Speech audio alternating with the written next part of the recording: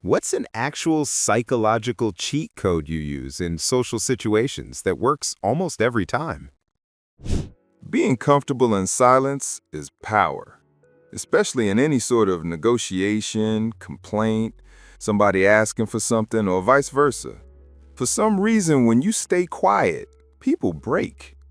Police use this tactic in interrogations with uncompliant suspects.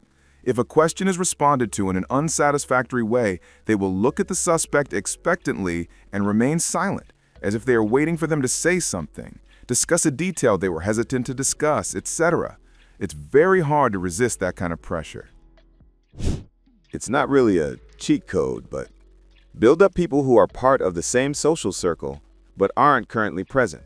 For example, if you're out at dinner with your normal circle of friends and one of them isn't there, talk them up and share something positive about them to the rest of the group.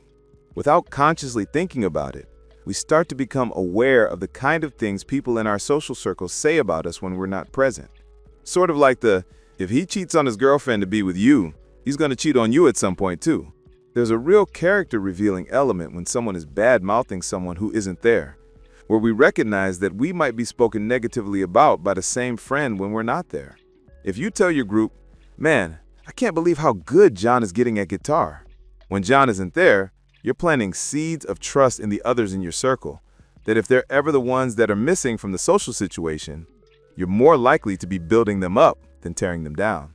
If you tell them, "Can't believe John still has that stupid mustache," and try to get a laugh out of them, assuming you wouldn't say that to John if he were there, you might get some laughs, but you'll also be planting seeds of distrust instead. More broadly, apply the same technique even if the person is present.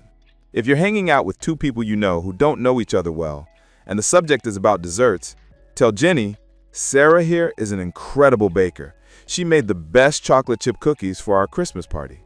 None of this has to be obvious or overt. Don't force these sort of things.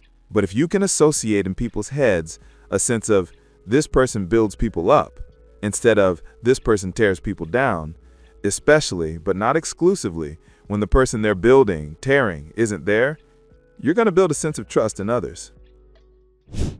Speaking at a lower volume if someone is being unnecessarily loud. One of my best friends has a loud voice she is completely unaware of, which can be incredibly annoying when we're in public. So I will lower my speaking volume and she will subconsciously lower hers to match my volume. This is a good one. Telling someone they're being loud, even when you're being as nice as possible, often just makes them deflate.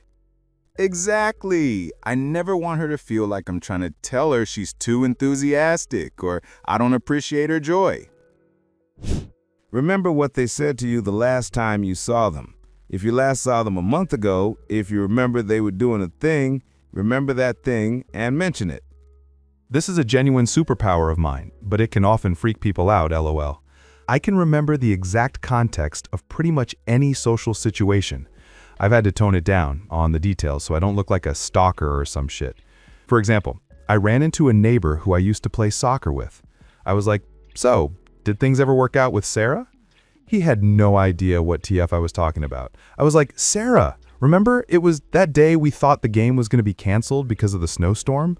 We were both running late and got there as soon as the game started. Remember we played Los Pumas, that team in first place, and we held them to a 0-0 draw? Then we went to McDonald's after and you got the filet-o-fish and I was roasting you for it, haha.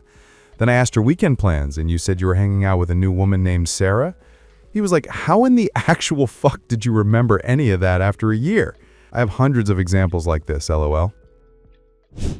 Someone doesn't like you? Give them a genuine compliment. Keyword, genuine, lol. I worked with this girl and we disliked each other. One day I just looked at her, she had gotten her hair done, and I said, "That looks really good on you." And her usual stank face went to confused so fast, lol. But you have to mean it. I did. It suited her. But your enemy will leave you alone for a while as they go ponder what chess game you're playing. My hack has turned into a hobby. I look for people doing a good job. When I find someone that is pretty good at what they are doing, I make sure to compliment them. tell their boss the good news, and if applicable, I'd tell corporate. It's surprising how much that helps the person, how much it confuses their boss since it's not a complaint, and how long that it's remembered. Later on, if I return to the same place, I get better treatment, and that can lead to others you are with to think better of you. Inversely, when I see others treating people badly, particularly those in a service position, my opinion of them goes sharply down. I am far from the only one like this. I still remember from my first retail job. I was 15, the only person running checkout, the line was growing, I'm frantically trying to get people out the door and also handle the phone that for some reason won't stop ringing, and some nice lady just said, "You're doing a good job." It's 25 years later, and I still haven't forgotten that. Remember, everyone has an invisible tag on around their neck saying, "Make me feel important." It's very true. One thing that I'll do when someone is irritating or boring me is to imagine, to myself, silently, that they will actually die in the next 24 hours, painlessly. My job, then, is to help them have a good final 24 hours. It sounds morbid, but it's not. There's meaning and joy that can be pulled out of many moments, even dull and irritating ones. Again, obviously it would be insane to mention this internal thought to anyone at the time or afterwards. This is a very simple variation on Buddhist Maranasati meditation or Stoic thinking around death, which is tons more elaborate. I've done it often, and it always bucks up my own mood and gets me back into a real conversation. I pretend everyone I meet is in love with me. I mean, not literally. I'm not a complete narcissist, but I'll start conversations with strangers who give me a smile or a knowing look. Assuming they like me makes me feel more likable. I've made friends more easily in my 30s than I did at any other time in my life. Romanticizing my life is fun and gets me to act more vivacious and charismatic.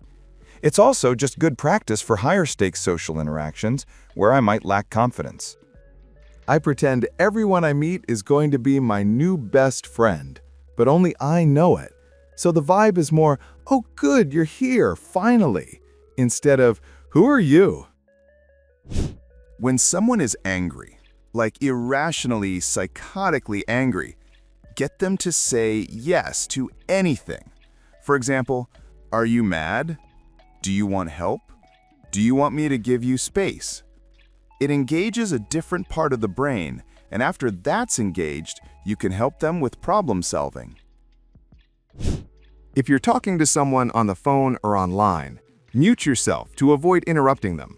That way, even if you do say something, they don't hear it and don't get interrupted. This is pretty much a must for me with ADHD, always wanting to jump in. Now, if only I could find a similar solution for in-person conversations. Covering my mouth with my hand tends to get weird looks and questions. I tell myself social mode on when going into social situations. It works surprisingly well in getting me to talk more and be more of a part of conversations.